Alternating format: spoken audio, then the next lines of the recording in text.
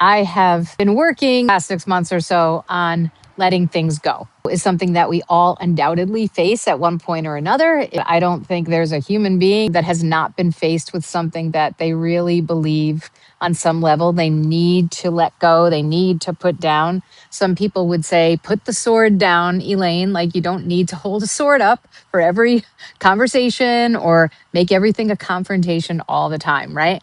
And I think there really is something to that. Here's a couple of things I would really suggest you lean into in terms of letting them go for your benefit and for the benefit of the other person.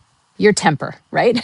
We all have one. I am a Puerto Rican Irish girl, and let me tell you, I got it on both sides. Where I see that show up most often is with impatience. Usually it's associated with speed, and it's something that I feel very strongly about. Could be on the highway, somebody wanting to come into my lane, as if I own the highway. Like it's ridiculous. But I tend to really grab on tight to those moments where I want things to be a certain way. It doesn't serve me. I know it's not serving the other person. So I am really committed to dialing down my temper. I don't have a huge temper. It's not something I see all the time. But I think when my temper comes up, it comes up with the last like 3, 5, 7, 10 events kind of in a big ball. So something I'm working through. I think our temper is definitely something we can let go of. 2, small annoyances.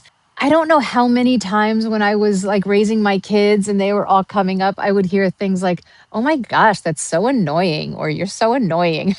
My kids are really good at saying this. I apparently am extremely annoying to them. What I can tell you is this: the more we talk about annoyances, just like the more we talk about our problems, the more things are annoying to us. So to let an annoyance go, oh my gosh, what a favor we are doing for ourselves. Let the annoyances go. 3, something is below us, beneath us. And we don't like to think of ourselves as putting people down or making people kind of lower than us.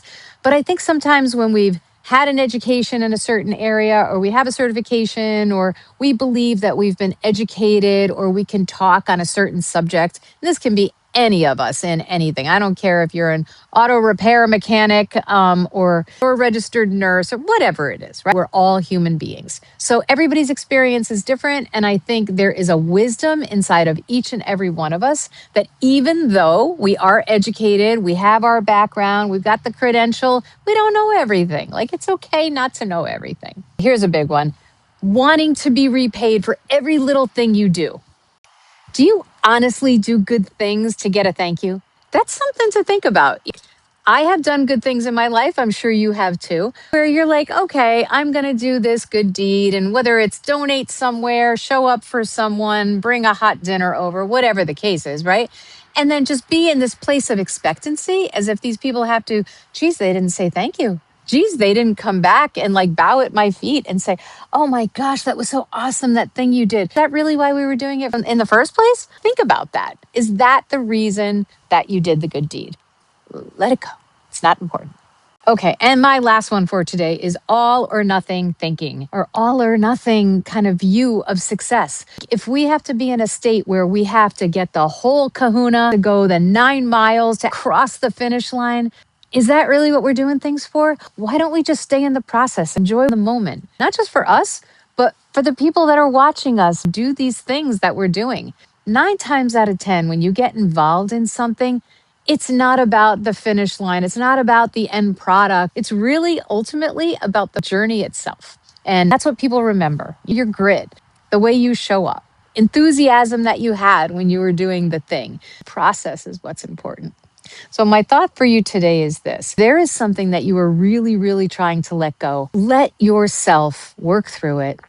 Give yourself some time to process what the end result will be in letting that thing go. The benefit to you is X, but what is the benefit to other people that see you letting that thing go? That's almost so much more important. More and more and more you can let things go in your life. Oh my gosh, it is so freeing. It really is. Letting things go equals reserved energy. That reserve of energy will help you in other places. I have held on to things and exhausted myself. And then there have been times when I've let things go, and man, I found a reserve I didn't know I had.